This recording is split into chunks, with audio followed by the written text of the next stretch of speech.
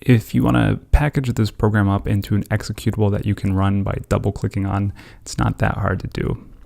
Go to File, Export, select the runnable jar file option from the Java folder.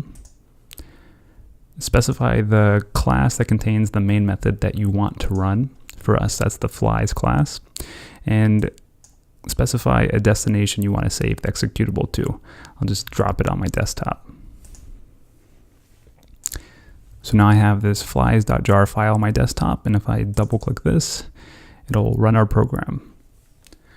One interesting thing about using the JDialog for the flies is that it doesn't create a taskbar entry for this program when it's running, which makes this a fun program to send to your friends.